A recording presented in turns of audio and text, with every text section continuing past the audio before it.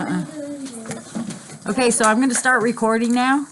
So let's show all our friends who are still remote what they can look forward to when they come back. And actually, anything I record in here, all the second grades will get if they're remote, not just yours. Okay? No. Yeah, they all do. Amazing. Amazing, yes. It's just easier if I do that. Okay. We ended where Annie took off again and disappeared in the sparkling room, right? Okay. We were over here. He had said, Annie and Jack, the man snorted. You're not Annie and Jack. You're far too small. We're not so small, said Annie. I'm 9 and Jack is 10. But you're children, the man said with a scorn. Jack and Annie are heroes. Well, I don't know if I'd call us heroes, said Annie, but we sometimes help Merlin and Morgan.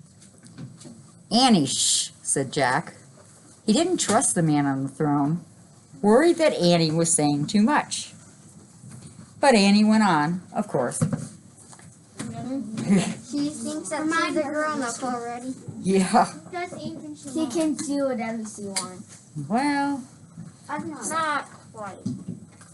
but Annie went on. In fact, Merlin told us to come to the land behind the clouds today, she said. Excuse me. He sent us a message written on a stone. Ah, said the man in the throne. Perhaps you really are Jack and Annie. He leaned forward and spoke in a low voice. To Jack and Annie of Frog Creek, my staff of strength has been stolen. On the winter solstice, journey to the land behind the clouds, travel towards the setting sun, and retrieve my staff, or all will be lost. Jack didn't understand. How do I know what was in Merlin's message, the man said. I know because I wrote it. Myself. I hoped it would find its way to you somehow. Jack stepped back. So Merlin hadn't sent them on this mission at all? The weird man on the throne had tricked them? Who are you? Demanded Teddy. I am the Ice Wizard, the man said. The Wizard of Winter.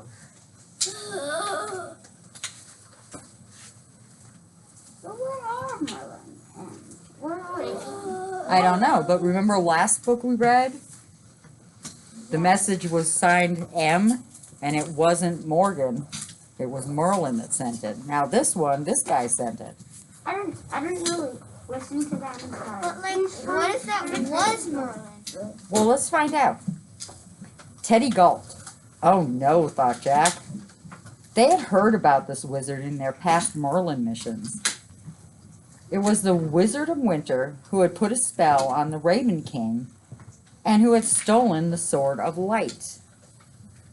The wizard glanced coldly from Teddy to Kathleen. And who are the two of you? I am Teddy of Camelot, said Teddy. I am an apprentice to Morgan, in training to be a sorcerer myself. A sorcerer, said the wizard. Yes, said Teddy. My father was a sorcerer. My mother was a wood sprint. And I'm a Selkie, said Kathleen, one of the ancient seal people. Are you both from my world? Said the Ice Wizard. You are of no use to me. He looked back at Jack and Annie. I am interested only in the two mortals, Jack and Annie of Frog Creek. Why are you interested in us? Asked Jack. Because of what you've done for Merlin, bellowed the Ice Wizard. For Merlin, you found the water of memory and imagination. For Merlin, you found the diamond of destiny. For Merlin, you found the Sword of Light. Now I want you to find something for me.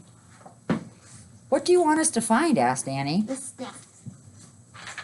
The Ice Wizard grabbed the black patch covering his left eye. He yanked it off, revealing a dark, empty socket underneath. So he lost an eye. Yikes, said Annie softly. I want you to find my eye. What? Ew.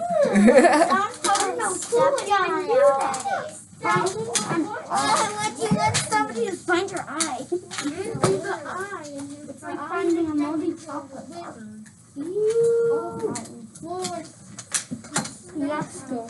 What is wrong with this? Oh man, said Jack. He was horrified. Are you quite serious? Said Teddy. You want them to find your eye? The wizard covered his empty eye socket with the patch again. Yes, he said. I want Jack and Annie to find my eye and bring it back to me. But why? Said Jack. Even if we found it, we couldn't make it work. We're not medical experts or anything. And anyway, why can't you get your eye yourself? Said Annie. You're a wizard. Do not question my orders, the wizard roared at her. Hey, don't yell at my sister, said Jack. The wizard raised a bushy eyebrow. You are brother and sister, he said. Yes, said Jack. The wizard nodded slowly. His voice grew softer. And you protect your sister, he said. We protect each other, said Jack. I see, whispered the wizard. Then his voice turned gruff again. Long ago, I traded my eye for something I wanted very much. But I never got what I wanted, so now I want my eye back. Who did you trade it with? Asked Annie. The Fates, said the wizard. I traded the Fates, but they cheated me. And that is why I sent for you and Jack. You must go to the Fates and find my eye, and you must go alone. Why alone? Asked Jack. Because only mortals can undo a bargain with the Fates, said the Ice Wizard. Not wizards like me, nor seal girls, nor the son of sorcerers like your two friends. But Jack and I succeeded on our other mission because of Teddy and Kathleen. Or Morgan and Merlin helped us, said Annie. What kind of help did they give you? Asked the wizard. Well, mostly magic rhymes and riddles, said Annie. Ah, then I shall do the same. He just wants to do everything that they do, said the wizard. He thought for a moment, then leaned forward on his throne. In a growly voice, he said, Take my sleigh, find your way to the house of the Norns in the curve of the bay. It's like Santa Claus.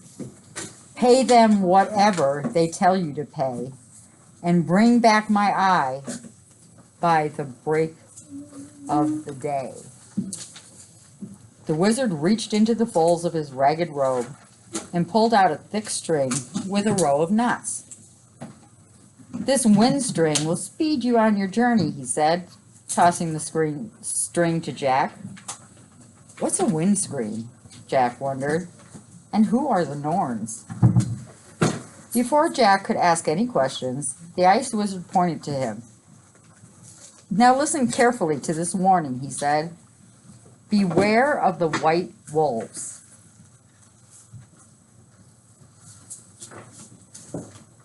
They may follow you on your quest. Never let them catch up to you.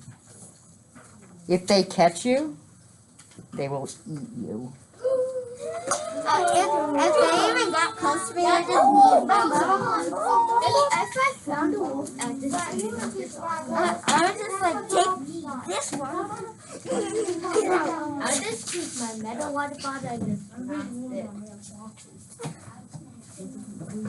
Thank you.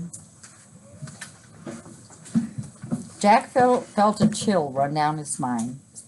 The ice wizard picked up a carved wooden stick from the floor beside his throne. Its smooth, polished wood glowed in the moonlight.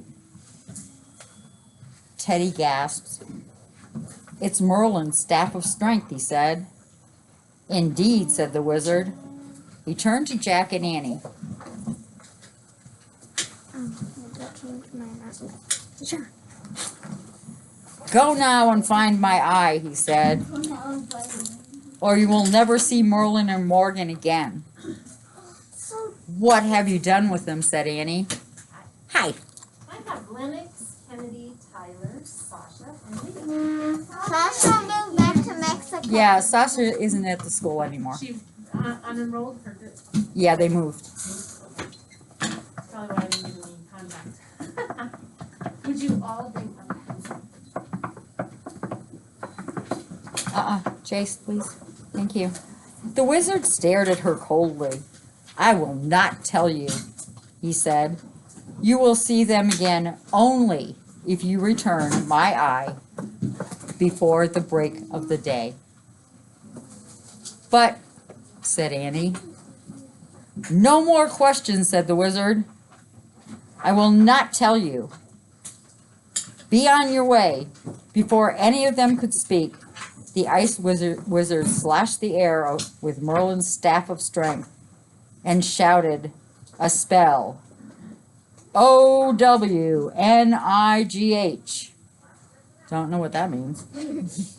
O-W-N-I-G-H. A flash of blue fire shot from the end of the staff. In an instant, Jack, Annie, Teddy, and Kathleen found themselves outside the palace in the freezing night. Chapter 4. Take my sleigh. I just spelled it out. Jack sat on the frozen ground. Annie, Teddy, and Kathleen sat nearby. They were all too shocked to speak. The night was quiet. Overhead, the full moon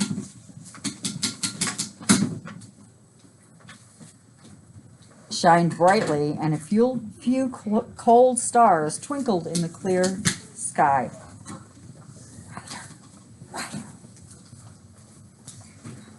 Finally, Annie broke the silence. "I wonder what he did with Merlin and Morgan," she said. "I wonder where you will find his eye," said Teddy. "I wonder how we'll carry it around," said Jack. Ugh. He does not want to touch it. I would punch it. It's creepy. It's like creepy. Okay, 5, 4, 3.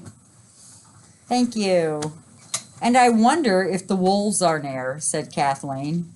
She stood up and looked around, pulling her cloak tightly around her. "Well, does anyone remember the ice wizard's rhyme?" said Teddy. "Yes," said Kathleen. She repeated the rhyme perfectly by heart. "Take my sleigh and find your way to the house of the Norns in the curve of the bay. Pay them whatever they tell you to pay, and bring back my eye by the break of day." "What are Norns?" asked Jack. "I've read about the Norns in Morgan's book," said Teddy. "They are known as the Sisters of Fate. They spend their days weaving great tapestries. Their weaving determines the fate of all who live in the land behind the clouds." "So the Norns have his eye?" said Jack. "That's who he meant when he said he traded with the fates?" "It would seem so," said Teddy. "He said we should take his sleigh to find them," said Annie. "Where is his sleigh?" "Look," said Kathleen. "'Tis there." "Oh, wow," said Annie. Not far away, a strange-looking silver sleigh glided silently from behind a snowbank. The sleigh looked like a small sailing ship with shiny runners. No one was steering it. and no horses or reindeer were pulling it. From its mast, a white sail drooped in the still air. As the sleigh slid to a stop, an eerie howl shattered the calm of the windless nights. Oh, that's the wolves. "Wolves!" cried Teddy. "Let's make haste." Kathleen grabbed his arms. "Do not run," she said. "If we run, they will chase us." "Yes, of course," said Teddy. "They must not see that we're afraid." Another howl shattered the air. "Run!" cried Teddy. They all charged across the snow to the sleigh and scrambled into it. Jack and Kathleen sat in the front. Annie and Teddy stood at the back. "There they are!" cried Teddy, pointing. "The white wolves of the night." Jack turned and saw 2 large white wolves dashing across the plain in the moonlight. As the wolves ran towards the sleigh, their big paws scattered snow around them. "Go, go, go!" cried Jack, clutching the front of the sleigh. But the sleigh didn't move. The wolves kept coming. How could they move? It has no reindeer. They should use the string at the knots that would speed them up. "How can we make it go?" cried Jack. I wish "Use the wind string," said Teddy. "So you were right, Jace." Jack pulled the knotted string the wizard had given him out of his pocket. "Use it how?" Jack shouted. "Untie a knot," said Teddy. Jack pulled off his gloves. His fingers were trembling as he tried to untie one of the knots. "This is crazy," he thought. "How can untying a knot in a string help us?" But soon he managed to loosen one of the knots. A cold breeze began blowing from behind the sleigh. It ruffled the sail overhead. "Untie another!" shouted Teddy. "Hurry!" Jack quickly untied a second knot. The breeze grew stronger, and the sail filled out a bit. The sleigh's shining runners began sliding across the snow. "Yay!" called Annie. "It works!" "Yes, but not nearly swiftly enough," said Teddy. Jack looked back. The 2 white wolves had almost caught up with them. They were yelping and running behind the sleigh. Their mouths were open, showing their sharp teeth. Jack quickly untied a knot. A cold wind blasted the sail. It opened up with a snap, and the sleigh shot forward. I want to see the 2 wolves. Wow, that's actually. Wait, can I see it? I'm gonna see if I can see their teeth. Wow, their teeth are sharp. Can I see? That's extremely close. And that's extremely scary. They were just like sitting. Wow.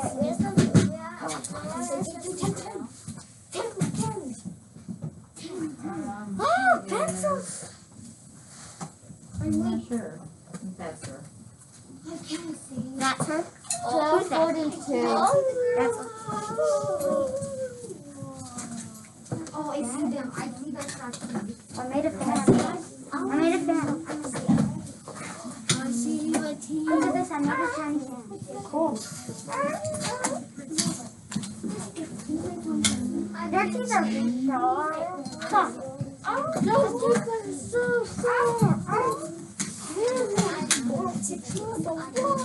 Okay, in 5, 4, 3. Thank you. "Stand fast!" cried Teddy. Jack, Annie, and Kathleen held tightly to the sides of the sleigh to keep from falling out. Jack grabbed the rudder and steered them over the snow, away from the ice palace. The wizard's sleigh zoomed across the frozen ground, leaving the white wolves in its wake. Their yelping noises grew fainter and fainter until they could be heard no more. I forgot to show the picture to the people at home. It's okay, people at home. It's okay. The wind kept pushing the silver sleigh over the ice and snow. The runners made a swish swish sound as they slid over the moonlit plain. The square sail billowed in the wind like the sail of a Viking ship. With the wolves far behind, the ride was really fun, but cold. How did you know untying the knots would make the wind? Jack asked Teddy. "'Tis a ancient magic," said Teddy. "I have read of wind strings, but had never seen one." "It's a good thing you read so much," said Annie. "Oh, look," said Kathleen. "Hares and foxes." "Where?" said Annie. Hares and foxes, yeah. Oh, the hares. Hares are cute. Hares are basically. There, Kathleen pointed into the dark distance.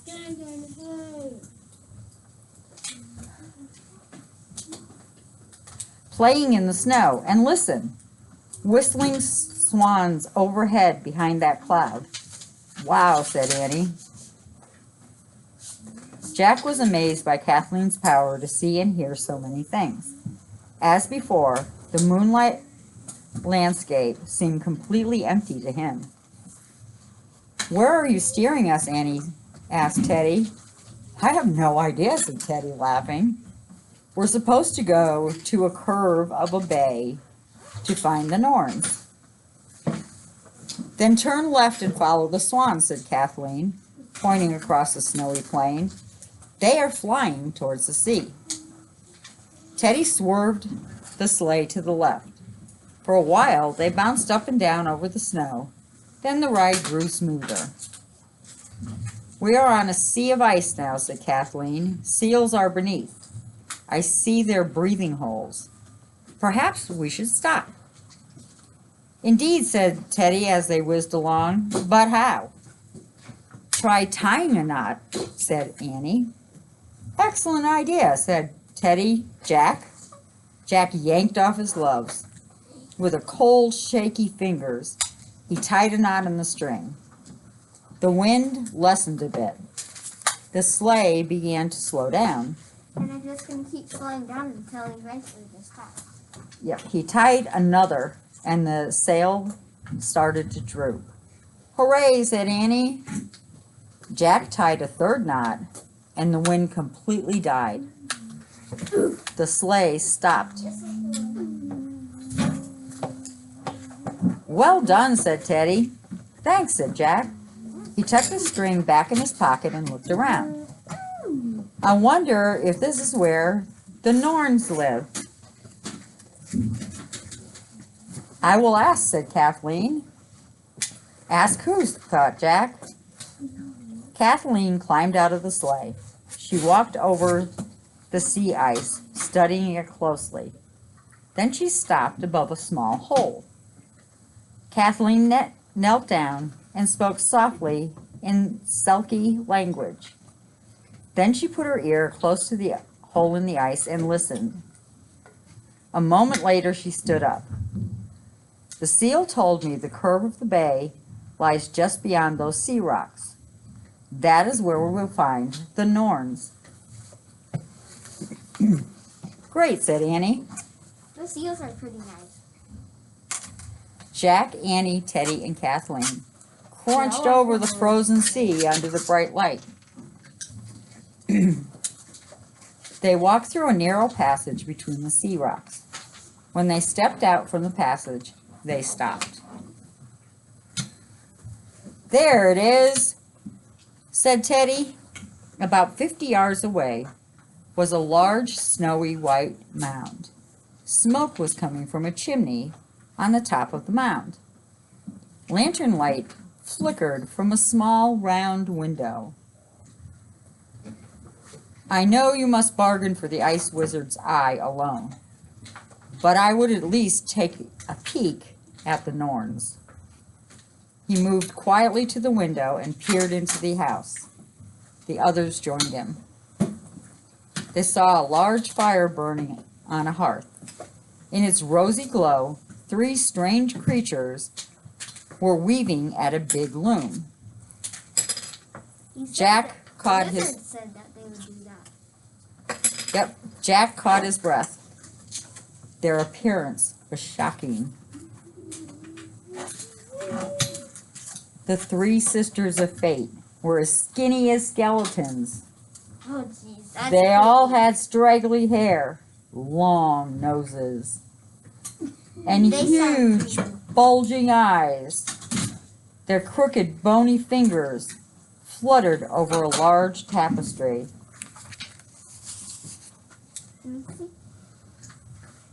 Can I see? I can't see the people.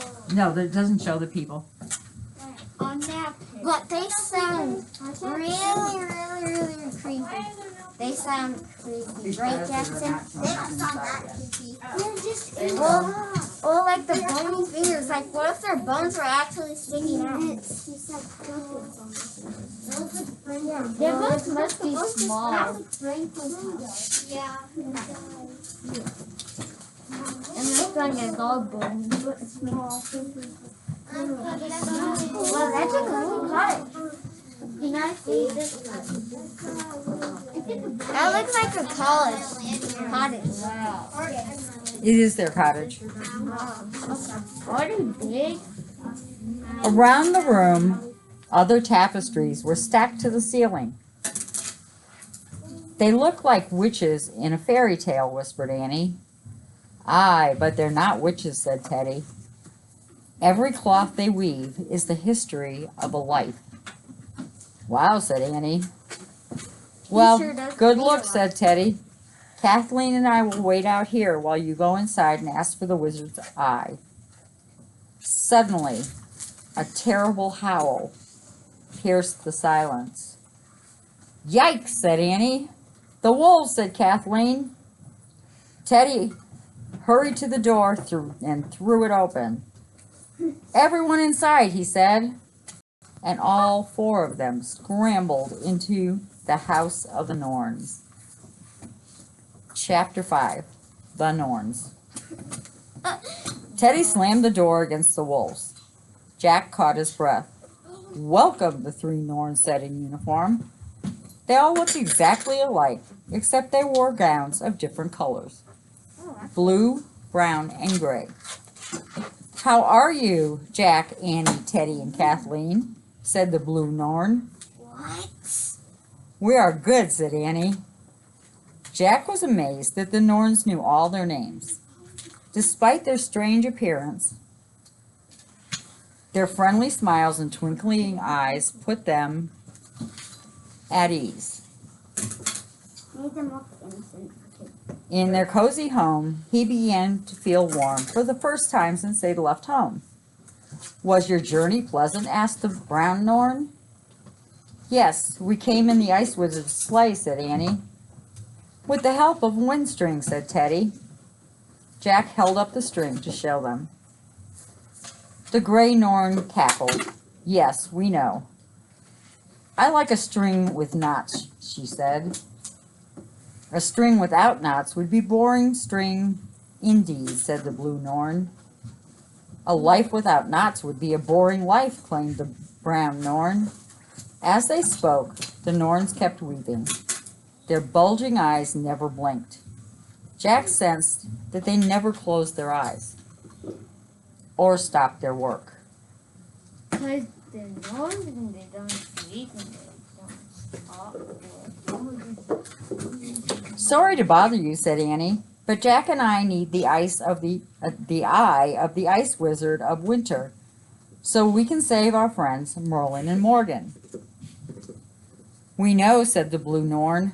We're weaving the story of the Ice Wizard now. Come look. Jack moved with the others to the loom. Dozens of the tiny pictures were woven into the tapestry. The threads were all wintry colors, blue, grays, and browns. The picture tells the story of the wizard's life, explained the brown Norn.